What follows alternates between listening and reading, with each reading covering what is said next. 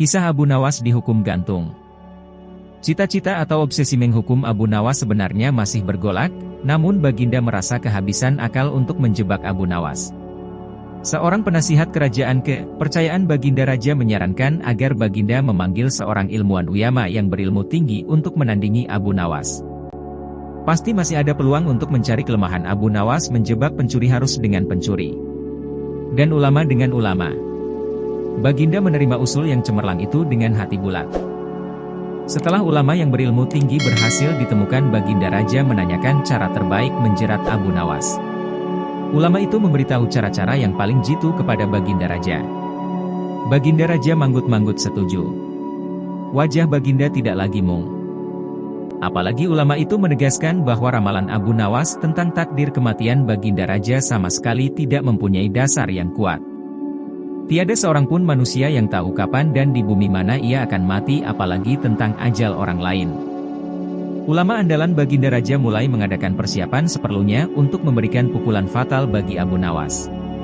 Siasat pun dijalankan sesuai rencana. Abu Nawas terjerembab ke pangkuan siasat sang ulama. Abu Nawas melakukan kesalahan yang bisa menghantarnya ke tiang gantungan atau hukuman pancung. Benarlah peribahasa yang berbunyi sepandai-pandai tupai melompat pasti suatu saat akan terpeleset. Kini Abu Nawas benar-benar mati kutu, sebentar lagi ia akan dihukum mati karena jebakan sang ilmuwan ulama. Banyak orang yang merasa simpati atas nasib Abu Nawas, terutama orang-orang miskin dan tertindas yang pernah ditolongnya, namun derai air mata para pecinta dan pengagum Abu Nawas tak mampu menghentikan hukuman gantung yang akan dijatuhkan. Baginda Raja Harun Ar-Rasyid benar-benar menikmati kemenangannya. Belum pernah Baginda terlihat seriang sekarang. Keyakinan orang banyak bertambah mantap. Hanya satu orang yang tetap tidak yakin bahwa hidup Abu Nawas akan berakhir setragis itu, yaitu istri Abu Nawas. Bukankah Allah Azza wa Jalla lebih dekat daripada urat leher? Tidak ada yang tidak mungkin bagi Allah yang maha gagah. Dan kematian adalah mutlak urusannya.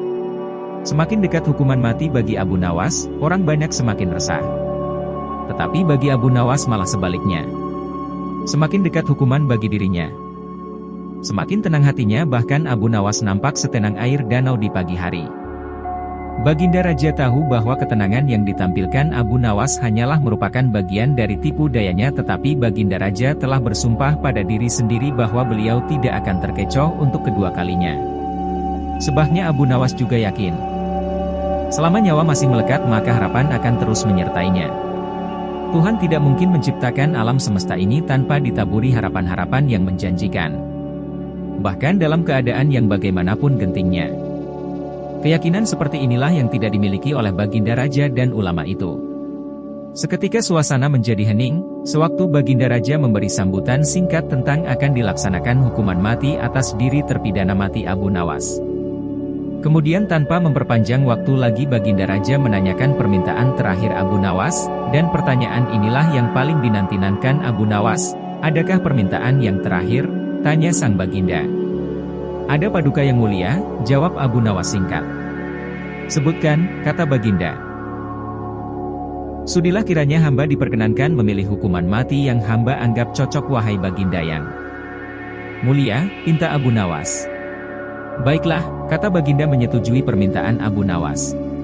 "Paduka yang mulia, yang hamba pinta adalah bila pilihan hamba benar hamba bersedia dihukum gantung, tetapi jika pilihan hamba dianggap salah maka hamba dihukum pancung saja," kata Abu Nawas memohon. "Engkau memang orang yang aneh. Dalam saat-saat yang amat genting pun engkau masih sempat bersenda gurau. Tetapi ketahuilah bagiku segala tipu muslihatmu hari ini tak akan bisa membawamu kemana-mana," kata Baginda sambil tertawa.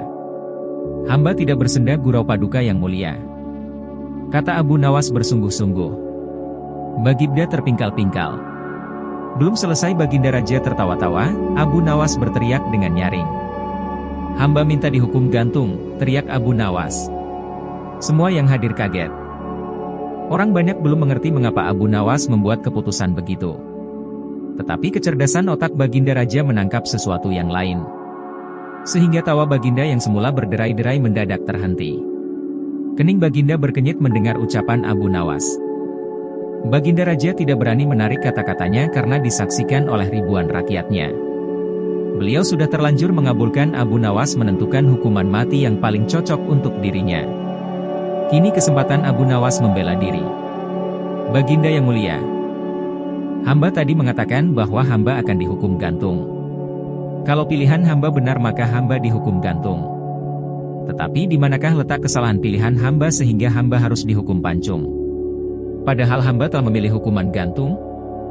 Kata Abu Nawas memaksa Baginda Raja dan ulama itu tercengang. Benar-benar luar biasa otak Abu Nawas ini.